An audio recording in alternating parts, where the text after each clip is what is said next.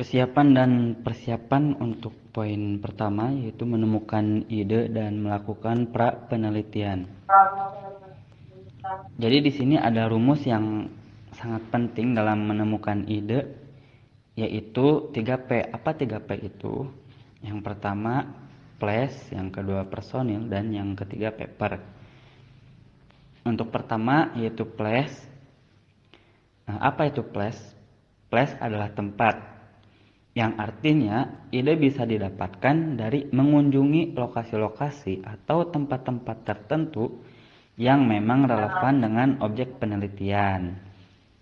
Nah, di lokasi ini kita bisa melihat banyak hal seperti mengamati berbagai fenomena sosial, politik, dan sebagainya, sehingga dapat memunculkan ide-ide penelitian. Yang kedua, person. Apa itu person? Person adalah orang. Maksudnya orang di sini adalah kalau dalam ruang lingkup penelitian, orang yang dimaksudkan itu biasanya seorang akademisi atau seorang peneliti. Jadi dalam kapasitas mereka sebagai pelaku utama penelitian, mereka bisa menjadi mentor yang pas bagi kita, sehingga dengan bertemu mereka kita bisa berkonsultasi terkait penelitian atau sekedar melihat ragam penelitiannya selama ini, sehingga bisa melahirkan ide untuk penelitian kita. Yang ketiga, paper. Paper berarti kertas. Atau dalam hal ini, paper ini maksudnya adalah tulisan. Dengan kata lain, ide bisa dicari melalui proses membaca berbagai tulisan yang pernah ada, terutama terkait tema yang akan kita pilih. Dengan adanya proses membaca terkait tulisan-tulisan penelitian, kita bisa mengembangkan ide-ide dengan referensi-referensi tulisan yang kita baca. Lalu dengan adanya media sosial, tentu sangat memudahkan bagi kita untuk mengakses banyak tulisan sehingga tulisan tersebut dapat menginspirasi bagi kita. Selanjutnya, selain persoalan menemukan ide, rumus 3P juga merupakan bagian yang tidak bisa dipisahkan dari proses pra-penelitian. Nah, dengan melakukan pra-penelitian, kita akan kaya informasi dan kaya data yang berkorelasi dengan objek penelitian. Kita juga bisa mempelajari perspektif dan teori, dan kita pun lebih bisa menspesifikasikan isu dan objek. Lalu kita juga bisa memastikan originalitas penelitian kita dan sebagainya.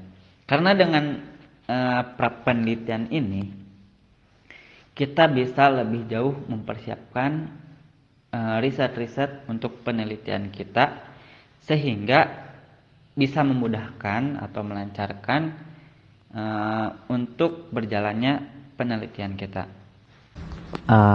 B. Dari menemukan ide ke memahami topik. Nah, bab ini akan membahas setelah part yang A, yang dimana B memberikan sebuah penjelasan tentang bagaimana kita mencari sebuah topik. Karena pentingnya bagi para peneliti untuk dapat memahami topik penelitian dari apa yang akan diteliti. Maka dari itu, memerlukan berbagai macam cara agar mendapatkan topik yang menjadi pilihan kita untuk mempermudah ke depannya. Nah, ada hal yang bisa menjadi pertimbangan dalam memilih topik, disingkat menjadi POSI atau POSI, yaitu yang pertama, P, pertimbangan manageable topik penelitian, yang dimana bisa dilakukan oleh diri kita sendiri. 2. Obtainable data atau ketersediaan data, yaitu dengan mengumpulkan beberapa data atau cukup data yang sekiranya berfokus pada topik yang sesuai. Dan yang ketiga, significance of topic atau titik penting dari topik terkait. Tentunya kita harus tahu poin penting dari topik yang kita akan kaji itu apa, seperti itu. Dan yang keempat, interested topic atau sisi menarik topik tersebut. Karena sepengetahuan kita, pasti dalam setiap penelitian atau setiap topik yang diteliti oleh para peneliti pasti mempunyai sisi ciri khas atau sesuatu yang membuat kita menarik untuk meneliti hal tersebut sehingga kita bisa mengkajinya lebih mendalam lagi. Dan adanya 4 pertimbangan tersebut dapat mempermudah bagi kita untuk mendapatkan topik yang kita inginkan dengan sesuai kemampuan kita, dan pastinya kita dapat menjalankan dengan segala kenikmatan atau melalui proses yang sudah ada. Yang pertama adalah pertimbangan manageable topik penelitian, yaitu bisa dilakukan. Manageable topik ini dapat terhubung atau dihubungkan dengan stock of knowledge, yaitu ketersediaan pengetahuan kita. Terdapat 3 pertanyaan yang bisa menggali pengetahuan apa yang kita miliki seperti itu. Yang pertama adalah materi apa yang selama ini kita sukai. Nah, semuanya pasti harus kita perkira-kirakan materi apakah yang cocok dengan kita, yang sekiranya kita senang menelitinya. Yang kedua, siapakah tokoh dalam ilmu yang kita kagumi? Tokoh ini bisa seperti gambaran yang atau pemikiran dari seorang tokoh yang meneliti atau mengkaji sesuatu materi. Yang ketiga adalah siapakah teman diskusi keilmuan kita selama ini? Bisa seperti lingkungan, seperti lingkungan atau sesuatu pengalaman lah seperti itu, bisa dipahami dengan singkatnya.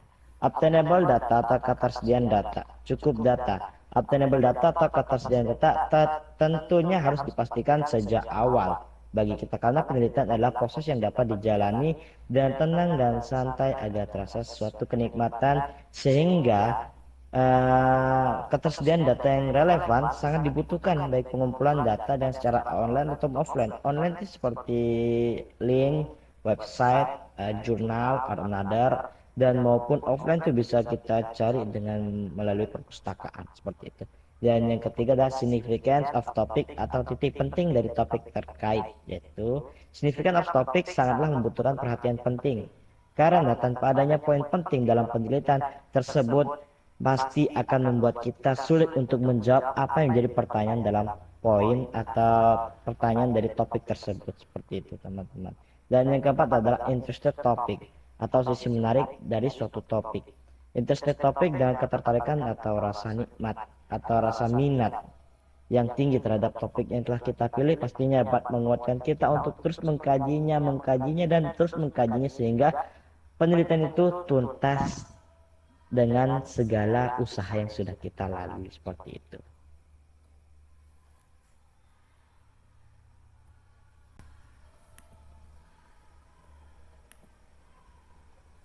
C. Memastikan masalah. Slogan kantor Pegadaian mengatasi masalah tanpa masalah juga tampak relevan dalam konteks penelitian. Artinya, penelitian itu identik juga dengan kontribusi nyata, sekecil apapun dalam ruang lingkup yang terbatas sekalipun. Dalam hal ini, jangan sampai sebuah penelitian justru menimbulkan masalah baru, yang asalnya baik-baik saja justru menjadi tampak bermasalah karena penelitian kita yang sebenarnya salah. Dalam sebuah penelitian, masalah menjadi titik pijak mengapa sebuah penelitian harus dilakukan secara umum. Masalah diidentikan dengan adanya sebuah gap atau kesenjangan. Istilah kesenjangan identik adanya sebuah realitas yang berbeda dengan seharusnya. Tanpa adanya gap ini, ngapain kita meneliti? Ini pertanyaannya. Namun memang masalah itu sendiri memiliki cakupan yang relatif luas, tidak terbatas pada adanya perbedaan antara realitas dengan yang seharusnya dalam pengertiannya yang sempit, namun bisa juga berkaitan dengan adanya sebuah teori atau konsep yang berbeda dengan teori atau konsep umum, ketidakjelasan, kesalahpahaman umum, dan lain-lain. Sebenarnya tidak sederhana itu menemukan masalah. Dalam penelitian, bisa jadi masalah bagi kita, tapi ternyata bukan masalah menurut pertimbangan ilmiah akademik. Hal ini bisa saja terjadi terutama di lingkungan kita selaku peneliti pemula. Sebenarnya persoalan ini dapat dimaklumi bahwa peneliti pemula masih kesulitan menemukan masalah penelitian. Namun, kita bisa mengasah kepekaan kita untuk bisa lebih mudah menemukan masalah. Dalam hal ini, meskipun tidak ada format bagaimana desain sebuah rumusan, namun secara umum rumusan lebih banyak menggunakan kalimat yang disampaikan dengan padat dan jelas, serta menggambaran lebih konkret pada pembaca penelitian kita. Lebih jelasnya, rumusan mirip dengan penegasan terhadap apa yang hendak kita selesaikan dari masalah terkait pertanyaan, apa yang ingin kita temukan jawabannya dari fenomena tersebut, dan lain-lain.